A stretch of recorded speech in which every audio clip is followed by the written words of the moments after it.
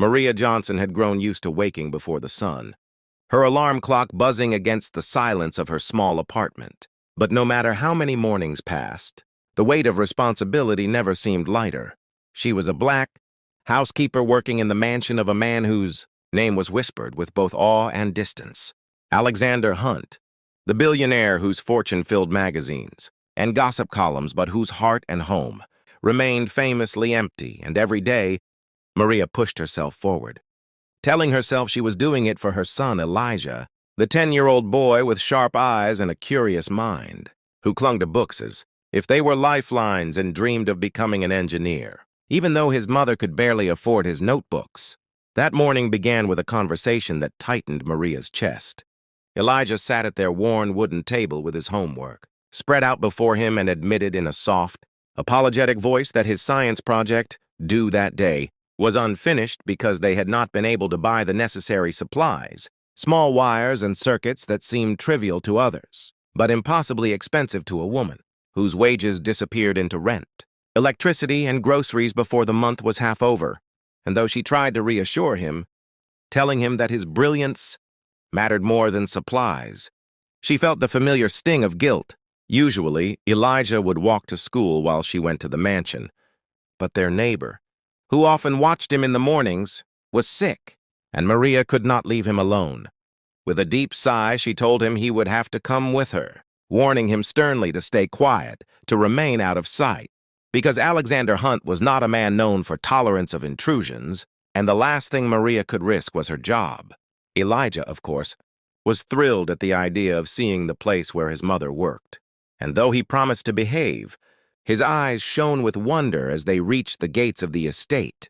The Hunt mansion rose like something from a dream. Pale stone walls and tall windows framed by wrought iron gates and marble statues. A place so grand that Elijah whispered it looked like another world. And Maria, tightening her grip on his hand, reminded him that this was not their world, that they were only passing through as servants. The guard at the gate raised an eyebrow when he saw the boy, but Maria explained quickly and nervously that it was just for today, that the child had nowhere else to go, and after a pause, the man allowed them inside. The driveway stretched long and tree-lined, the kind of entrance meant to impress visitors before they even set foot inside, and Elijah's excitement grew with each step, though his mother's stomach churned with unease, for inside those walls she was nothing more than hired help. Invisible when she did her work right and disposable if she ever made a mistake.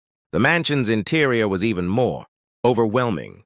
Chandeliers like falling stars, polished marble floors that reflected every step, and artwork so valuable Maria couldn't even guess at the price, though for her it only served as a reminder of the divide between their worlds. She told Elijah to sit quietly in a corner of the hall while she began her chores, and he obeyed, clutching his worn notebook like a shield.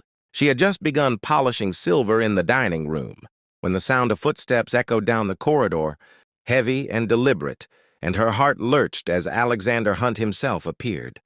Tall, broad-shouldered, immaculately dressed even at that hour, he exuded an aura that made Maria instinctively drop her gaze. She had seen him only a handful of times, but every encounter left her unsettled, as though she were standing before someone carved from stone. His eyes, sharp and gray like steel, moved past her and landed on the boy sitting in the hall.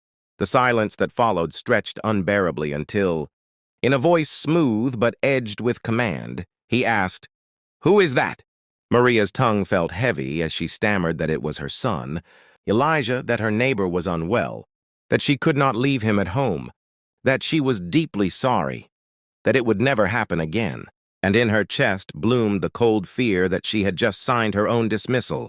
For what employer of his stature tolerated staff who brought children into such a place? Yet instead of anger, instead of the cold dismissal she braced for, Alexander Hunt stepped forward, his gaze fixed on Elijah, who shifted nervously but did not look away. After a pause that seemed to last forever, Alexander crouched slightly, softening the severe lines of his face, and asked the boy his name.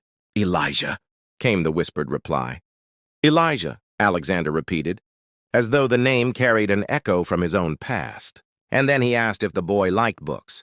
Elijah blinked in surprise and nodded, confessing quietly that though he loved them, He did not own many. For a moment, something unreadable flickered in Alexander's expression, and then he straightened and looked at Maria, who was frozen between dread and disbelief, and said with a calm authority that her son could sit in the library for the day, that he would not be in anyone's way, that there were enough books there to last a lifetime.